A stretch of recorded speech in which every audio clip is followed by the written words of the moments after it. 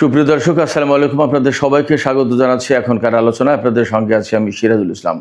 দর্শক, গত রাতে ইয়েমেনের হুতি সমর্থিত সেনাবাহিনী সৌদি আরবের দুটি জাহাজে হামলা চালিয়েছে। বাব আল মানদেব প্রণালী পার হতে দেয়নি। এই ঘটনায় সৌদি আরব কী করলো এবং পাকিস্তান কি বলেছে তা নিয়ে বিস্তারিত আলোচনা থাকবে আজকের এই ভিডিওতে। এর পাশাপাশি হরমুজ প্রণালীতেও দুটি জাহাজে হামলা হয়েছে, একটি জাহাজে আগুন ধরে গেছে। এই প্রেক্ষাপটে আন্তর্জাতিক বাজারে তেলের দাম মারাত্মকভাবে বেড়ে গেছে। এখন আন্তর্জাতিক বাজারে প্রতি ব্যারেল ব্রেন্ট ক্রুড অয়েলের দাম $96.27।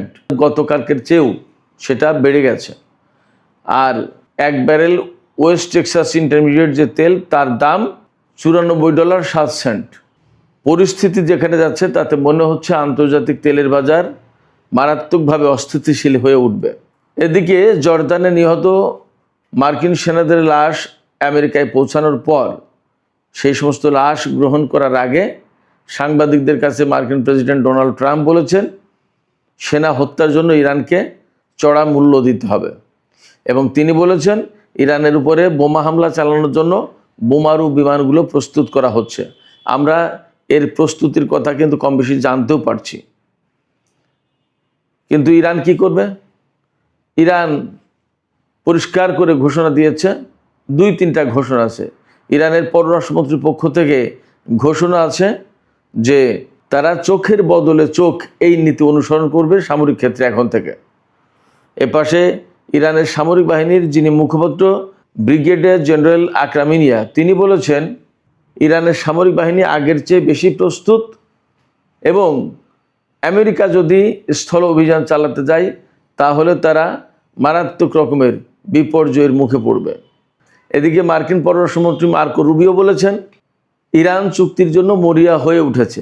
তবে একই জায়গায় তিনি বলেন যে পরিস্থিতি দেখে মনে হচ্ছে ইরান চুক্তি করতে চায় না, এই জন্য তাদেরকে মূল্য দিতে হবে।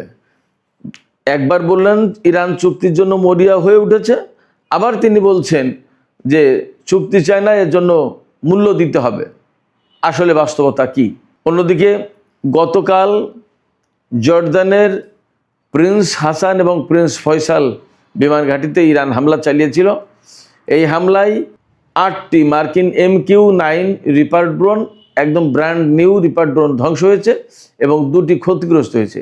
ওই হামলায় 2টি ভারী অর্থাৎ হেভি হেলিকপ্টার ধ্বংস হয়েছে এবং কয়েকজন সেনা হতাহত হয়েছে। এপাশে সামাজিক মাধ্যমে আরেকটি খবর ছড়িয়েছে গত রাতে দেখলাম, কাতারের আল উদেইদ বিমান ঘাঁটি থেকে আমেরিকা তাদের সমস্ত বিমান এবং সেনা সরিয়ে নিয়েছে, একদম খালি। এর কারণ কি? সুপ্রিয় দর্শক, এই সমস্ত বিষয় নিয়েই আমরা এখন বিস্তারিত আলোচনা করব। আশা করি ভিডিও ভালো লাগবে আর আপনারা শেষ পর্যন্ত সঙ্গেই থাকবেন। ভিডিও যদি ভালো লাগে লাইক কমেন্ট শেয়ার করবেন এবং চ্যানেলটি সাবস্ক্রাইব করে সাথেই থাকবেন। দর্শক, আমরা আলোচনা একেবারে শুরু করি। বাব আল মানদেব প্রণালীতে হুতি সমর্থিত সামরিক বাহিনী সৌদি আরবের দুটি জাহাজে হামলা চালিয়েছে গত রাতে। এখনও পর্যন্ত কেউ কেউ বলছে হামলার দাবি করেছে, বাট এ নিয়ে কিন্তু পাকিস্তান এবং সৌদি আরবের মধ্যে আলোচনা পর্যন্ত হয়ে গেছে। হামলায় একটি জাহাজে আগুন ধরে গেছে, সেই ভিডিও ছড়িয়ে পড়েছে, আর একটি জাহাজ ফিরে গেছে।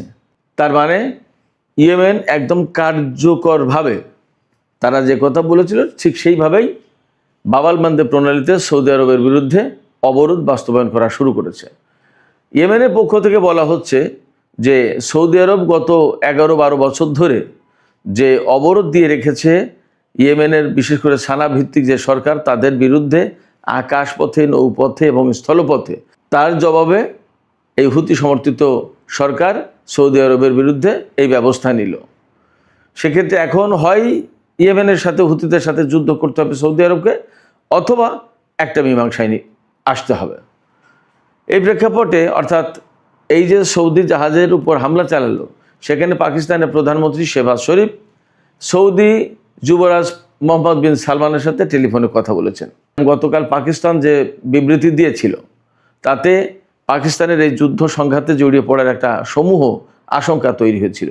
সেই জায়গা থেকে আশঙ্কা করছিলাম যে এই বাব আল মানদেব প্রণালীকে কেন্দ্র করে পাকিস্তানও কি যুদ্ধে জড়িয়ে যায় কিনা। কিন্তু এখন পাকিস্তান সরকারের পক্ষ থেকে বিশেষ করে প্রধানমন্ত্রী শেহবাজ শরীফ সৌদি আরবের সাথে টেলিফোনে কথা বলেছেন এবং সেই আলাপে মোটামুটি বোঝা যাচ্ছে যে এখনই পাকিস্তান জড়িয়ে যাচ্ছে না বা যায়নি। শেহবাজ শরীফ বলেছেন যে হুতিরা যে কাজ করেছে, অর্থাৎ ইয়েমেনের হুতি সমর্থিত সামরিক বাহিনী যেটা করেছে সেটা নিন্দারযোগ্য, গ্রহণযোগ্য না। এটা আন্তর্জাতিক আইনের লঙ্ঘন এবং পাকিস্তান সৌদি আরবের পাশে আছে। অনেকটা সান্ত্বনামূলক কথা। 2025 সালের সেপ্টেম্বর মাসে পাকিস্তান এবং সৌদি আরবের মধ্যে যে নিরাপত্তা বা প্রতিরক্ষা চুক্তি সই হয়েছিল, যে চুক্তির কারণে পাকিস্তান সৌদি আরবের পক্ষে যুদ্ধ করতে বাধ্য, সেই চুক্তির অনুসারে পাকিস্তান কিন্তু এখনই জড়িয়ে গেল না বা সেই রকম কোনো আলামত আপাতত দেখা যাচ্ছে না। দেখা যাক আসলে পরিস্থিতি কোথায় যায়। তবে পাকিস্তান যদি এই মুহূর্তে যুদ্ধে জড়িয়ে যায় তাহলে পরিস্থিতি অনেক বেশি ভয়ঙ্কর হয়ে উঠবে, মধ্যপ্রাচ্যের পরিস্থিতি অনেক বেশি নাজুক হবে এবং পাকিস্তানের নিজের অবস্থান মারাত্মকভাবে ক্ষুণ্ণ হবে। তার প্রতিদ্বন্দ্বী যে ভারত, ইসরায়েল, তারা কিন্তু সুযোগ নেবে। এই বিষয়গুলো পাকিস্তানকে নিশ্চয়ই মাথায় রাখতে হচ্ছে। দেখা যাক আসলে পরিস্থিতি কোন দিকে যায়। এদিকে আমি এখানেই বলে রাখি, তেল এবং তেলবাহী জাহাজের যখন প্রশ্ন আসলো সেখানে আরও কয়েকটা খবর আছে, আমি সেই খবরগুলোও এখানেই দিয়ে দিই। গতকাল বাব আল মানদেব প্রণালীতে এই হামলার পর হরমুজ প্রণালীতেও কিন্তু দুটো জাহাজে হামলা হয়েছে, একটি জাহাজে আগুন ধরে যায়। ইরানের পক্ষ থেকে পরিষ্কার করে বলা হয়েছে যতক্ষণ পর্যন্ত না আন্তর্জাতিক জাহাজগুলো, আন্তর্জাতিক কোম্পানিগুলো বা জাহাজ কোম্পানিগুলো ইরানের নির্দেশিত পথে চলাচল করবে ততক্ষণ পর্যন্ত এরকম হামলা চলতে থাকবে। আমেরিকার নিরাপত্তায় যেন কোনো জাহাজ চলাচল না করে। ইরান বলছে নিরাপত্তা আমরাই দেব এবং আমাদের নির্দেশিত পথেই চলতে হবে, তাছাড়া কোনো জাহাজ নিরাপদ থাকবে না। যখন এইরকম পরিস্থিতি, তখন কিন্তু আন্তর্জাতিক বাজারে তেলের দাম আজ বৃহস্পতিবার 23 জুলাই আরও অনেক বেড়ে গেছে। প্রতি ব্যারেল ব্রেন্ট ক্রুড অয়েলের দাম $96.27। আর আগেই বলেছি ওয়েস্ট টেক্সাস ইন্টারমিডিয়েট যেটা আমেরিকান অয়েল, তার দাম হচ্ছে $94.07। তারপরে এটাই হচ্ছে তেলের বাজারে সবচেয়ে বেশি দাম। তো হরমুজ প্রণালী এবং বাব আল মানদেব প্রণালীর যে পরিস্থিতি, তাতে আন্তর্জাতিক বাজারে তেলের দাম বেড়ে গেছে এবং আরও অনেক বেশি তেলের দাম বেড়ে যাওয়ার আশঙ্কা রয়েছে। গ্যাসের দামও তাই। এবং এর প্রেক্ষাপটে আন্তর্জাতিক অর্থনীতি মারাত্মকভাবে অস্থিতিশীল হয়ে উঠবে। এখনই যদি এই বিষয়ে আন্তর্জাতিক অঙ্গন থেকে কূটনৈতিক উদ্যোগ না নেওয়া হয়, তাহলে আমাদের বাংলাদেশের মতো ছোট ছোট যে সমস্ত দেশ বা ছোট অর্থনীতির দেশ যেগুলো আছে, তারা সবচেয়ে বেশি ক্ষতির মুখে পড়বে।